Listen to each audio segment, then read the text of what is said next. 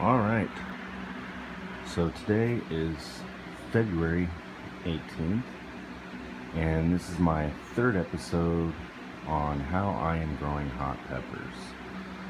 I am new, I'm a beginner grower, I am not very experienced, but I have read a lot of stuff and decided that these certain things that I'm going to tell you are how I'm going to pretty much just grow hot peppers from now on, if I continue to do it. Step one was the germination, and I'll always be using the paper towel method, just through trial and error. I like the way that turned out. I like being able to see what germinates and what doesn't, so I don't get overcrowding the seeds in the soil. And then I like using the 2-cup method once I do pot, because you can feed and water from the bottom once the plants do root. So that just basically covers the first two videos, was the paper towel and the 2-cup method, the potting method. So that's pretty much sums up my first two videos. So I'm going to give you a quick update on all my plants. This won't be too long of a video because I really don't have too much to show you. This plant right here is my zucchini. It just boomed since my last video. It looks great. I ended up having to move it to a bigger cup. The other one is my cucumber plant, where I had to snip off that diseased leaf or dying leaf or whatnot. It recovered and it looks great. It's leaning to the side just because of how I potted it, but it should straighten itself out. So down into the box, you can see in there I have a whole lot of stuff. I think I have something like 52 cups. There's a whole slew of things in there. Cucumbers, tomatoes, all kinds of stuff, onions, all different kinds of hot peppers, mild peppers, all different kinds of things. For the most part, everything in there has its first set of true leaves. There are only a few hot peppers that do not. The Carolina Reapers do not have their first set, and I forget what else doesn't. I am not sure if the Carolina Reapers are going to make it or not. I forget which one it is. I think it's like this cup or something like that. They're just small. They're stunted, so maybe I was overwatering them. I do not know. I'm pretty sure I didn't, but you know, who knows? I'm a beginner, so it's not like I really truly know what I'm doing. But a whole lot of stuff in here looks good. Tomato plant back there. I'm growing a bunch of tomatoes this year. I want to make my own pastas and pasta sauce, I mean. My own salsas, stuff like that. Got a lot of peppers growing. All those, some of them I moved down into, I moved them out into their own cups because I wanted them to have their own space to grow, and I was just thinning out. The last few days I've just been thinning out pepper plants that aren't growing and just getting rid of stuff. I ended up repotting all of them into these red cups. I had to get rid of all those clear cups because, come to find out, using clear cups is not recommended for two reasons. One, the roots can see the light at the side of the cup and decide they're going to sprout, which I noticed yesterday my lettuce plant did. One of them anyway, because I have 3 of them. The roots hit the side of the cup and decided to sprout. So I had lettuce growing out the side of the cup, or trying to. So that's one problem. The second problem is that they can get algae.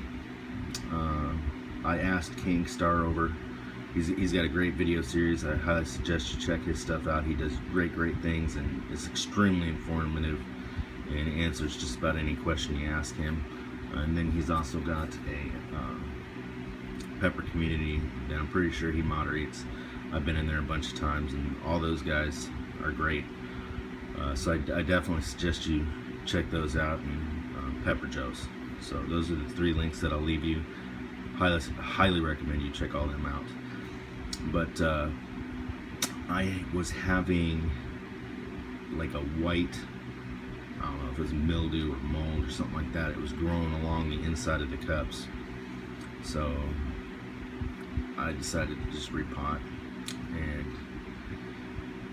go to the red cups. Khang Starr said that that's why most people use the darker cups. They don't use clear cups, is because of that. So trial and error, I learned something. This is my little setup. I got a little light here. I don't think it's doing too much. It's not really putting out a whole lot of light, so I had to upgrade. I did decide I was just going to leave it in there. You know, it's not going to hurt anything, and more light is obviously good. But I went out and bought some of these little lamps. A CFL fixture putting out at least 250 watts is probably minimum what you want. I didn't want to spend the $60 and all that. So I went out, and this is still good. There's another channel that I subscribe to. His name is Praxis, and then a whole bunch of numbers after his name. Can't remember what it is. He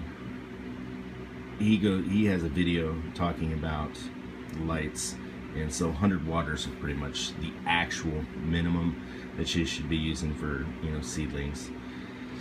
So I have 4 of them. Each little fixture was $6, so that's what, $24, and then a 4-pack of these daylight bulbs from Walmart. They're the 5000K bulbs, so they put out 100 watts each in the 5000K range. So I have 4 of those, and the moment I installed those, everything just blossomed or grew. So it's really working. So that's about all that is going on in my box, and I'll make another video in about 2 weeks to show you how everything has come about. I have not lost any more plants to dampen off. I did get rid of a couple plants because I just decided I wasn't going to grow them because I just have too much stuff in here. So I decided to thin stuff out. But I have not lost any more plants to dampen off or anything like that.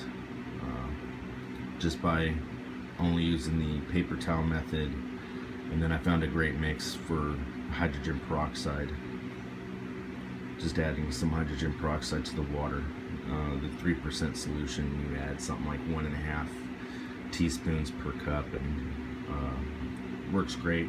You end up seeing immediate effects on your plants. They get real green and they perk up. But so I was using that. Everything looks great. I will see you guys in about 2 weeks and show you how things are looking then. Thank you for watching.